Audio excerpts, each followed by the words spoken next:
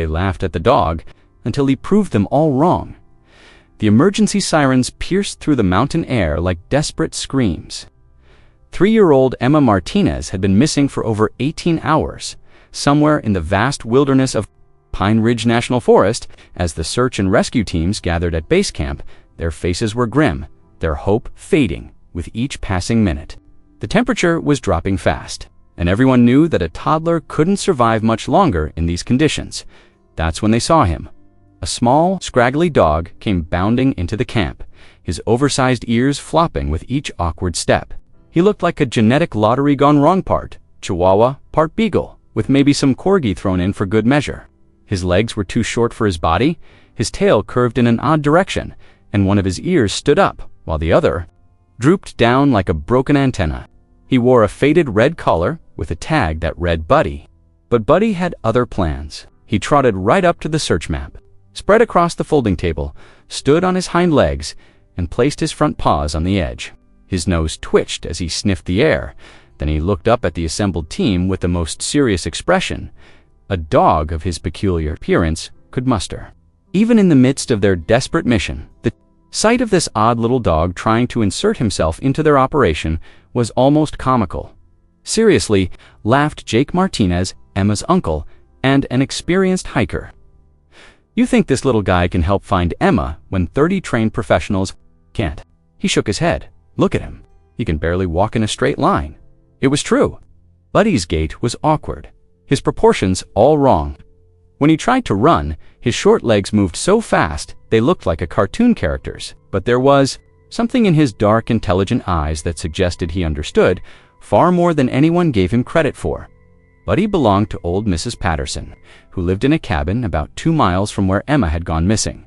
Mrs. Patterson had found him, as a puppy, abandoned on the side of Highway 9, more dead than alive. She'd nursed him back to health, and despite his unusual appearance and clumsy movements, she'd grown to love his gentle spirit and surprising intelligence. What the search team didn't know was that Buddy had a secret. His unusual proportions, they were highly sensitive sound collectors that could pick up the faintest whispers from remarkable distances, and his seemingly random sniffing wasn't aimless wandering. Talents gradually over the 3 years since she'd rescued him, she'd watched him track wounded deer through thick underbrush where larger dogs couldn't follow. She'd seen him navigate treacherous rocky slopes with the sure-footedness of a mountain goat. But she was an old woman living alone, and when she tried to tell people about Buddy's remarkable abilities, they just smiled politely and changed the subject. Now, as the search teams prepared for another sweep of the forest, Buddy circled the camp with purpose. He stopped at Emma's car seat, the one her parents had brought, to give the search dogs a scent. He sniffed deeply, memorizing every molecule of the little girl's smell. Then he sat back and tilted his head as if processing complex information. "Ma'am, you need to control your dog," Captain Morrison said to Mrs. Patterson, who had arrived looking for Buddy. "We're running a professional operation here." Mrs. Patterson, a small woman with steel gray hair and weathered hands, looked up at the imposing figure of the search coordinator. "I understand you're doing important work, Captain, but Buddy here? He's found lost hikers before. 3 times, actually." The captain's expression softened slightly out of politeness, but his skepticism was obvious. "I'm sure he's a fine pet, ma'am, but we have trained search dogs with years of experience, bloodhounds and German shepherds with certification. We appreciate your willingness to help, but you've been searching for 18 hours and haven't found her," Mrs. Patterson interrupted gently. "What could it hurt to let him try?" The other rescuers exchanged glances. Some shrugged, others rolled their eyes. Jake Martinez threw his hands up in frustration. "This is insane. We're wasting time that Emma doesn't have while we argue about some mutt's hunting instincts." But Buddy wasn't waiting for permission. He had picked up Emma's scent, and something about it had triggered every instinct in his unusual body. While the humans debated, he trotted to the edge of the camp and began following a trail that the professional search dogs had missed entirely. The trail was faint more than a day old and partially obscured by wind and morning dew. Nose had detected something specific, the metallic scent of fear mixed with Emma's natural smell, and something else. Something that made his hackles rise with urgency. Dr. Sarah Chen, the team's medical coordinator, noticed Buddy's behavior first. "Look at him," she said quietly. He's actually tracking something. Buddy's awkward trot had transformed into focused determination. His nose swept back and forth across the ground in a precise pattern, his mismatched ears swiveling to catch sounds the humans couldn't hear. "Should we follow him?" asked Tom Rodriguez, one of the younger volunteers. Captain Morrison looked at his watch. They had been searching the same areas repeatedly, with no success. The trained search dogs had lost the trail hours ago. Standard protocol wasn't working, and time was running out fast. 5 minutes, he said finally. If that dog doesn't show us something useful in 5 minutes, we go back to the grid search. But Buddy was already 30 yards ahead, moving with surprising speed despite his comical appearance. His short legs pumped furiously as he navigated through underbrush that would slow down larger dogs. The search team struggled to keep up, stumbling over roots and getting caught on branches that Buddy slipped under with ease. The trail led away from the main search area, toward a section of forest that the teams had marked as low priority. The terrain was steep and rocky, with narrow ravines that seemed too dangerous for a toddler to navigate. But Buddy pressed on, his determination unwavering.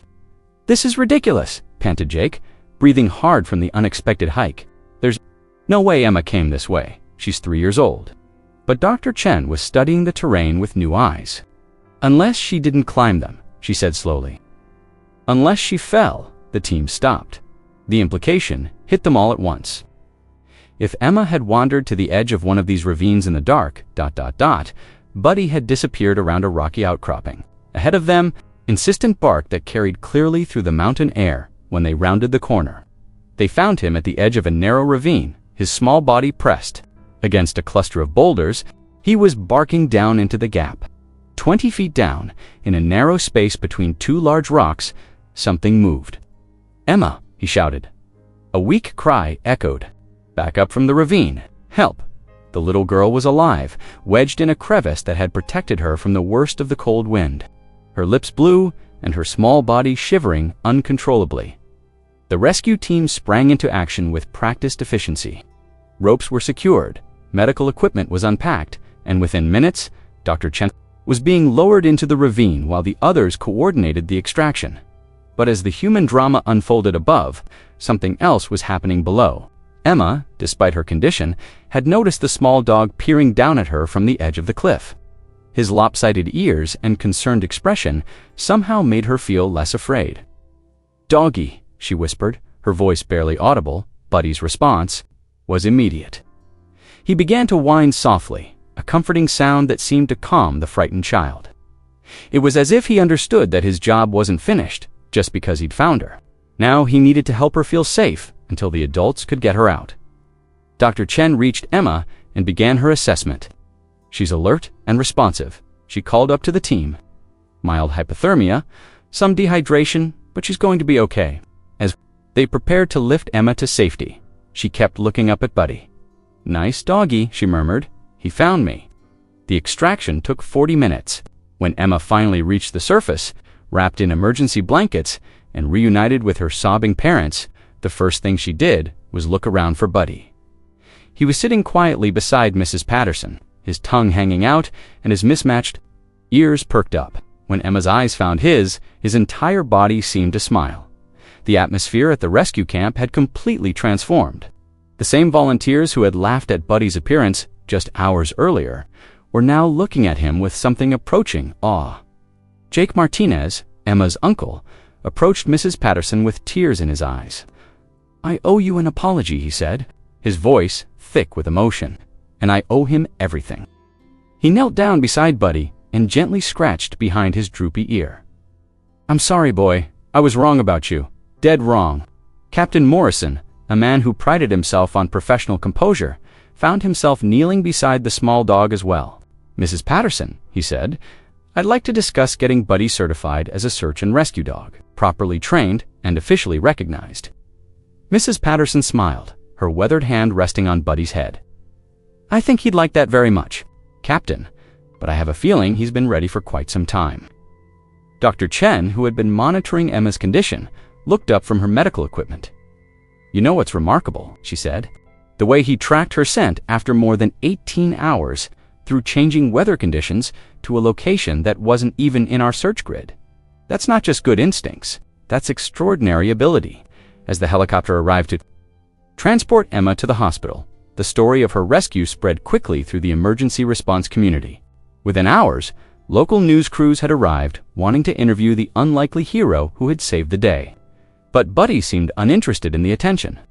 He sat calmly beside Mrs. Patterson, occasionally accepting a pat or scratch from one of the rescuers, but mostly just watching the activity around him with those intelligent dark eyes. Emma's parents, Maria and Carlos Martinez, approached Mrs. Patterson before leaving for the hospital. "How can we ever thank you?" "Thank him. You don't need to thank us," Mrs. Patterson replied. "Buddy did what he was meant to do. Sometimes we all just need someone to believe in us, to give us a chance to show what we're capable of." The words seemed to resonate through the group of rescuers. Hero, it fit perfectly, even if it came in an unexpected package.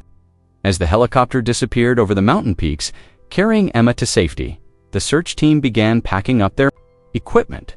But the mood was different now. What had started as a desperate search with fading hope had ended with a miracle land, a profound lesson about judging others too quickly. Jake Martinez lingered beside Buddy as the camp was dismantled. "You know," he said to Mrs. Patterson, "I've been hiking these mountains for 20 years. I thought I knew what made a good search dog. Big, strong, intimidating. Like everything else in life, I guess I was focused on the wrong things." Tom Rodriguez, the young volunteer, overheard the conversation. "My grandfather always told me that heroes come in all shapes and sizes," he said. "I never really understood what he meant until today." Captain Morrison was completing his incident report when Mrs. Patterson approached him. "Captain," she said, "I meant what I said about the training. Buddy would be honored to join your team, if you'll have him." The captain looked down at the small dog, who was now wearing a makeshift medal that one of the volunteers had fashioned from a piece of yellow rope. "Mrs. Patterson," he said, "after what I witnessed today, I think we'd be honored to have him." As the sun set behind the mountain peaks, but for everyone who had witnessed what real courage looked like. Buddy trotted beside his owner, his awkward gait exactly the same as it had been that morning. His ears still flopped comically, his proportions were still all wrong, and his tail still curved in that odd direction.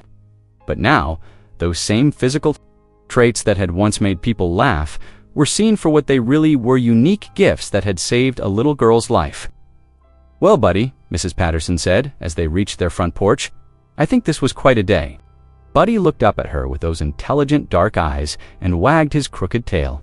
In his expression, she could see something that looked almost like satisfaction. He had known all along what he was capable of.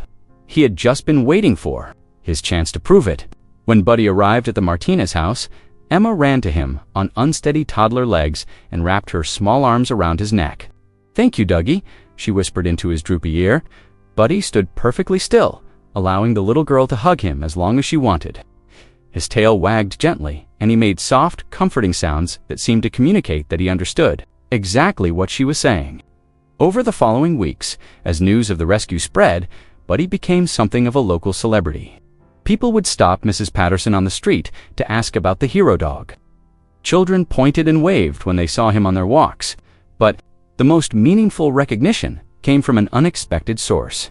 Captain Morrison called Mrs. Patterson to inform her that Buddy had been selected to receive the Regional Search and Rescue Commendation, the first time in the award's history that it had been given to an uncertified volunteer dog. At the ceremony, held in the community center where it all began, Emma and her family were in the front row, the determined gait that had carried him through the forest to find her. As the medal was placed around his neck, the audience erupted in applause. But Buddy's attention was focused on one small face in the crowd, Emma, clapping her tiny hands and beaming with pride. Jake Martinez stood up from his seat. "If I may," he said, his voice carrying clearly through the room, "when I first saw him at that rescue camp, I laughed. I thought he was a joke. I was wrong, and I'm man enough to admit it." He paused, looking directly at Buddy. "This dog taught me something important about courage, about determination, and about never giving up on someone just because they don't. Look like what you expect a hero to look like." The applause grew louder, but Buddy remained calm and dignified, as if he had always known this day would come. Mrs. Patterson accepted the medal on Buddy's behalf, but when she was asked to speak, she kept her words simple. "Buddy has always been exactly who he is," she said. "The only thing that changed was our ability to see it." As the ceremony concluded and people began to filter out, Emma broke away from her parents and ran to Buddy one more time. She knelt beside him and whispered something in his droopy ear that made his tail wag furiously. Later, when asked what she had said to him, and that "I'll never forget that he saved me." And as Buddy and Mrs. Patterson walked home that evening, past the congratulations and the camera flashes and the celebration, there was a sense that something fundamental had shifted in their small mountain community. People looked at things differently now. They measured courage in new ways. They understood that heroes don't always come in the packages we expect. Buddy continued his work with the search and rescue team, officially certified and properly trained. Over the next 2 years, he would successfully locate 4 more missing persons, each rescue adding to his growing legend. But he remained the same humble, awkward, lovable dog. He had always been proof that greatness was never about appearance or meeting other people's expectations. It was about being true to yourself, staying determined in the face of doubt, and never giving up even when everyone around you is laughing. Especially when they're laughing. Because sometimes the greatest victories come not from proving others right, but from proving them beautifully, courageously, and unforgettably wrong. If Buddy's story touched your heart the way it touched ours, we'd love to hear from you in the comments below. Have you ever witnessed an act of unexpected courage from someone others had underestimated? Or maybe you have your own story of proving people wrong against all odds. Stories like Buddy's remind us that heroism comes in all shapes and sizes, and sometimes the most powerful triumphs come from the most unlikely champions. If you enjoyed this journey with Buddy and Emma, consider subscribing to our channel for more heartwarming stories that celebrate the incredible power of determination and the courage to be yourself. Your support helps us continue sharing these powerful tales of hope, perseverance, and love. And who knows, your own story of overcoming doubt might inspire our next episode. Until next time, remember that even when they're laughing at you, you have the power to prove them all magnificently wrong.